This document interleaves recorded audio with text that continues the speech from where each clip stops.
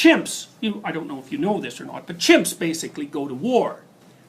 Jane Goodall discovered that a couple of decades ago, and it really, really was hard on her, because she was kind of a Rousseauian.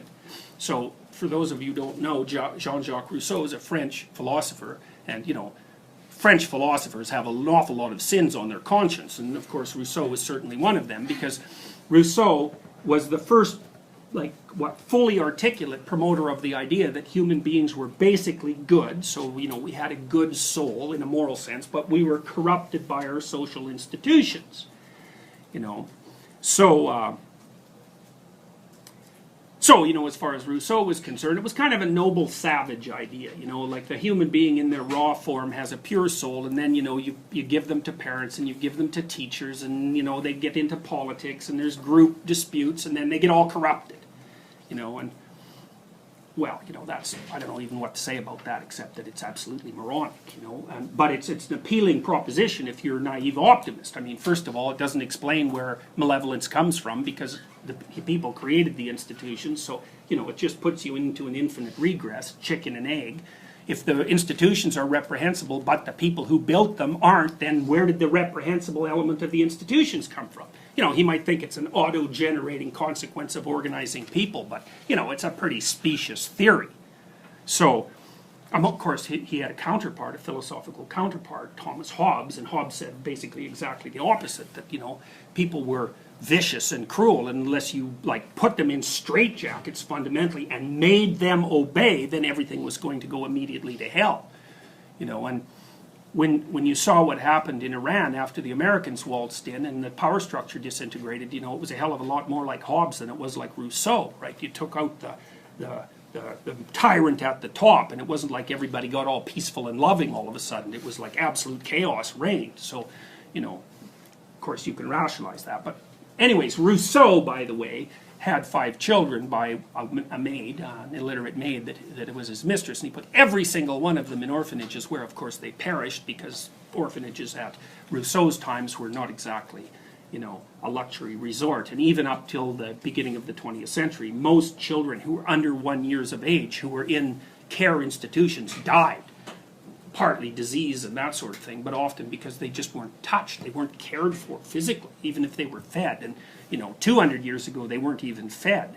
So anyway, but nonetheless, people maintained the optimistic idea that human beings were, basically good, and that they were corrupted by institutions. It's a common idea I think it's a very common idea in universities, because university people are always complaining about the corrupt nature of this institution and that institution, while they sit here in the warmth with the electricity on, it's surrounded by wealth that characterizes maybe 1/10% of the entire world's population, and they complain about how oppressed they are and how nasty the institutions are. It's like, yeah, well, you actually haven't been to a nasty institution, because nasty institutions, they get pretty damn bad, and most of the institutions in the world are like that. So it isn't exactly clear that people are pristine in their heart and then corrupted by institutions, although I'm sure that happens. It happened to Panzram, for example. So anyways, this has been a line of philosophical speculation that's I would say, constituted one of the unspoken fundamental assumptions of Western intellectuals in particular. And Jane Goodall thought, in many ways the same way. She thought chimps were basically, they're just animals. They're okay. They coexist relatively peacefully with one another. Even Carl Rogers, who I talk about a bit in my personality class, he basically thought that people were fundamentally good and that institutions made them bad. But the problem is, you look at chimps, and they're a fair bit like us. Bonobos, you can look at them too, and they're genetically quite related to us, and they're quite a bit different than chimps. But so we're sort of a weird mixture of the two in some sense. But chimps, like those things, there is no evidence that they really have any internal control over their aggression at all.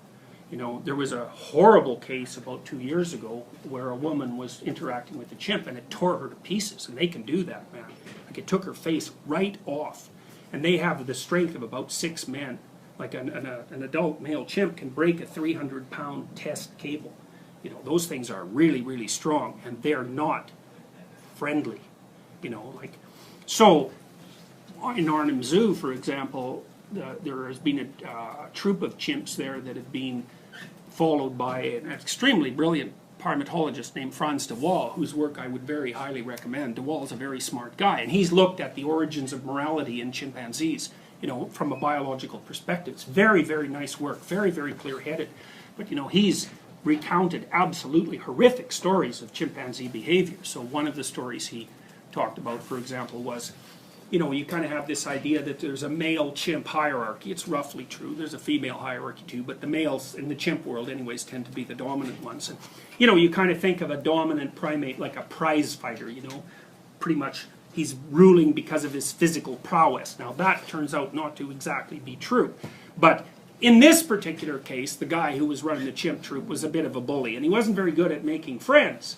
You know, and that's not such a good idea, because no matter how tough you are by yourself, two weaker guys can probably take you out, and that's what happened during Frans de Waal's observations. And two chimps attacked the leader, and they had a coalition, they were grooming each other, they were pals, you know, and chimps are pretty good at remembering like reciprocal relationships and having friendships, really. Like, they have a very highly social structure. They just tore him apart, like the things they did to him, like you don't even want to talk about.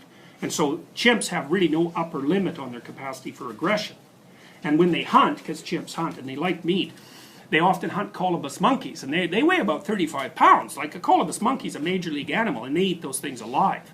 And they scream while they're being killed, and that does not slow the chimps down one bit. So it's not obvious that the chimp is really a creature of a lot of empathy, especially the males. The females are likely more empathic because they have to deal with infants for longer periods of time. What seems to inhibit the aggression of male chimps isn't anything they hold internally. It seems that when they get hyper-aggressive in the troop gets more and more agitated and basically shuts them down. So you can imagine maybe you're in a rough bar and some dingbat who's, you know, half psychopathic and has had 2 pints of alcohol is starting to cause a tremendous amount of trouble. And he's not going to shut himself down, but the rest of the troop might. And that kind of means that the control over the aggression is externalized. It's not a consequence of superego control. And we like to think that we actually control our own aggression, but I'm not so sure about that.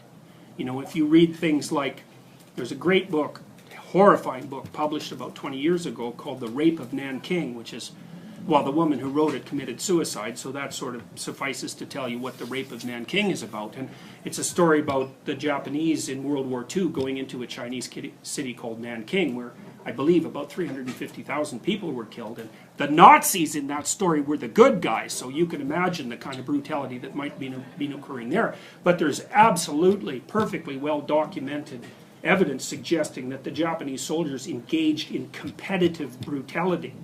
You know, and so really what happened was the Japanese had been pretty militarized by World War II, and they'd adopted a Prussian education system, and the Prussians, Germans, you know, pre-20th century Germans, they were basically interested in educating obedient soldiers, you know, because it was a militaristic culture. And the Japanese kind of adopted that because they were sick of being kicked around by the Europeans. And pretty successfully, because they defeated the Russians, you know, in the early stages of World War of the 20th century. It was quite a shock to everyone in Europe, and, you know, cause for great celebration in Japan, and no wonder. But anyways, they militarized the hell out of their young men and taught them basically that the Japanese were a master race, you know, and that other people were subhuman. It's a very common human way of thinking, by the way. I would say it's really the default way that human tribes think about other tribes. You know, I mean, it's a little more complicated than that, because human tribes tend to trade with other tribes. So it's not all demonization, but a lot of it is, you know. And if you look around the world in the anthropological literature, what you see is that the names that most tribes have for themselves is something like the human beings, or the people, you know, indicating that the rest of the people aren't really people. God only, they're barbarians, or, you know, they live out where the sun is being eaten by the dragon of the night, or something like that. And, you know, the word barbarian is a word that comes from the Greeks making fun of how non-Greeks spoke. They, you know, they thought they went bar, bar, bar, bar, bar, something like that. So, anyways, what Goodall found was that the chimps, like the chimp adolescents in particular the males, would patrol the borders of their territory in groups of 3 or 4, and often with a female or 2, but the females didn't seem to be really they weren't they were more part of the group rather than the initiators. But what the chimps would do is if they found a chimp from another troop, even if that was a chimp that had moved from their troop in the not too distant past and joined another, because sometimes the males leave and sometimes they go to other troops, if they outnumbered them, they would tear them to pieces. And it looked like that's why they were doing the border patrol. They're out looking for trouble. They're gangs, roughly speaking. They're looking for trouble. But the point of it is that, and they would only attack if they outnumbered. You know, because chimps can, I wouldn't say they count, but they have a rudimentary notion of group size, you know. I don't think you can count without being able to verbalize, but you can estimate at a glance. And so, you know, when I say tear apart, that's exactly what I mean. There's no upper limit on the brutality. And so Goodall discovered that first. And she didn't tell anybody about it.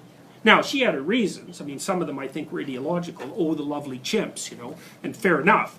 But some of it was also, she thought that maybe the chimps had been corrupted as a consequence of their contact with human beings and that their natural behavior had been somehow transformed. You know, and that's not, it's reasonable to be cautious if you're a scientist before you go out and say, hey, chimps go to war. Isn't that revolutionary? Because it is, right? Because it just ends the idea that our warlike and malevolent nature is a function of culture. Like if chimps do it, well, what are they, perverted by their own culture? I don't think so. You know, I mean, there are more and less violent chimp cultures and there are more and less violent baboon cultures. So there's some cultural variation. But since Goodall's time, this sort of behavior is being documented on many, many chimp troops. So that's us in a nutshell.